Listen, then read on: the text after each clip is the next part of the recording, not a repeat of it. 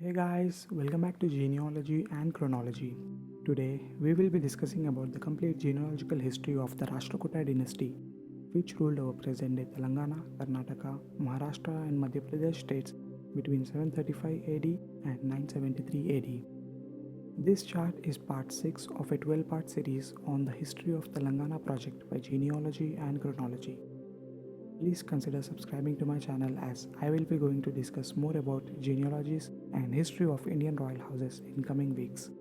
The Rashtrakuta dynasty was an Indian royal dynasty which ruled over much of western Deccan region between 8th and 10th centuries.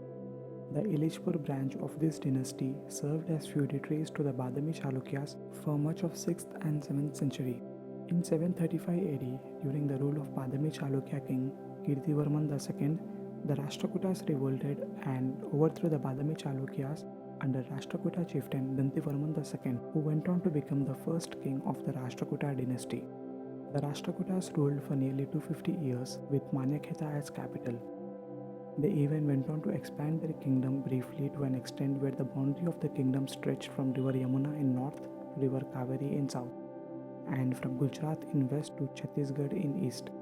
The contemporaries of the Rashtrakuta dynasty in the north were the famous Gurjara Pratiharas and the Pala dynasties with whom the Rashtrakutas were at constant war for territory, whereas in the south, Vengi Chalukyas, Pandyas, Cholas and the Pallavas were the contemporaries of the Rashtrakutas.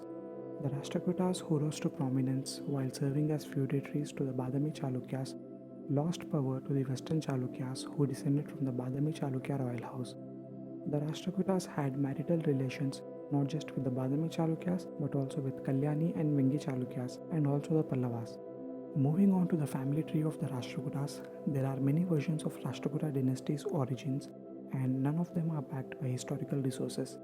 However, it is generally accepted by historians that they were native to present-day Karnataka region. The oldest historical reference that we get about a Rashtrakuta chief is around 630 AD when Nannaraju served as feudatory chieftain under the Badami Chalukyas.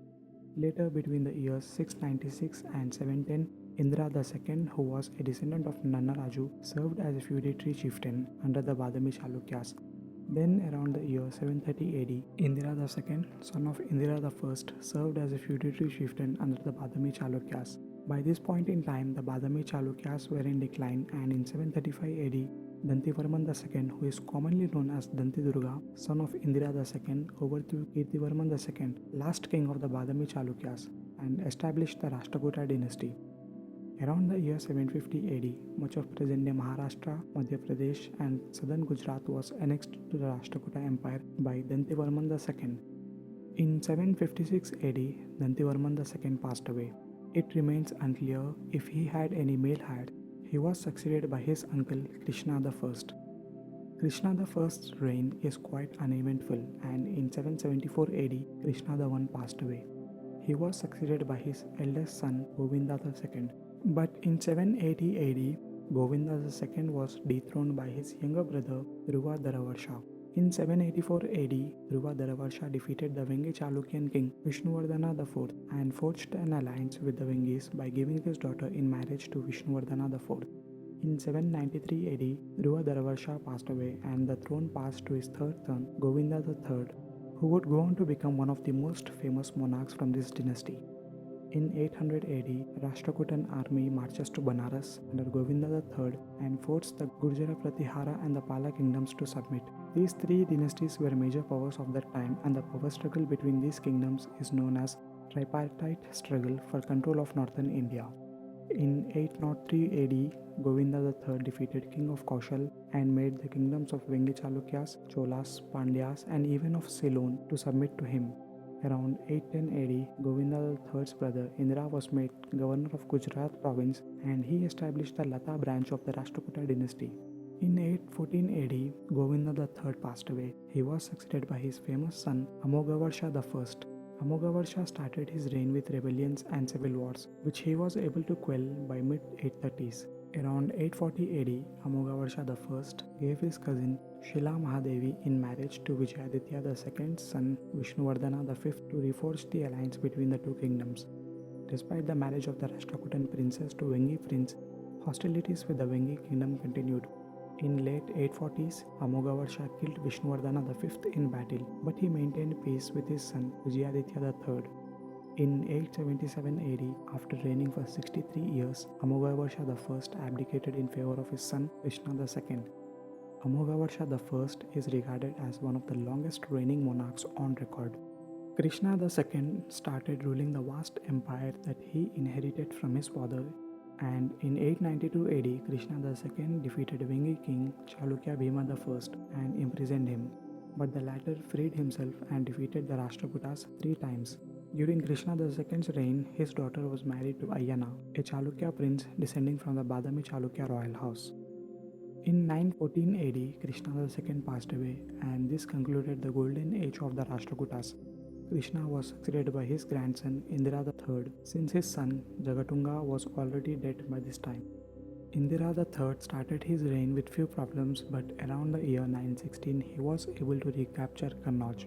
In 920s, succession crisis enraged the Vengi royal house, and the Rashtrakutas played their part by installing princes rivaling the Cholas, who also installed princes of their choice on the Vengi throne. In 929 AD, Indira III passed away, and he was succeeded by his son Amoghavarsha II. Unlike Amoghavarsha I, who enjoyed a long reign of 63 years, Amoghavarsha II was murdered by his brother Govinda IV in just first year of his reign. In 936 AD, Kannauj was lost again, and Govinda IV was dethroned by Arikesari of the Vemulavada Chalukyas, who then placed Amoghavarsha III on the throne. Because of his advanced age, Amoghavarsha III passed away in 939 AD after a short reign of only 3 years. He was succeeded by his son Krishna III. Krishna III would be the last greatest king of the Rashtrakutas. Krishna III defeated Gurjara Pratiharas, Kalachuris, and Cholas in battles, briefly expanding the kingdoms to its biggest extent. He also made the Pandyas, Vengis, and Cheras to submit even without a battle. In mid-960s, Krishna III gave the province around present-day Bijapur to his distant cousin Tailapada II, who was a Chalukya prince and great-grandson of Krishna II. After reigning for 28 years, in 967 AD, Krishna III passed away. He was succeeded by his son Kotigga. The decline of the Rashtrakutas began with him. His rule saw many attacks on the Rashtrakutas by their neighboring kingdoms. It is unclear if Kotigga died or was dethroned, but his rule ended in 972 AD. He was succeeded by his nephew Karka II. In just few months into his reign, Rashtrakuta capital was plundered and sacked by Siyaka II of the Paramara dynasty.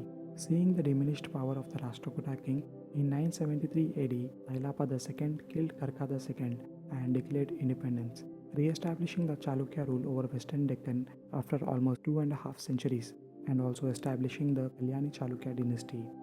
After the death of the last Rashtrakuta king, Karka II, Indira IV was installed on Rashtrakuta throne.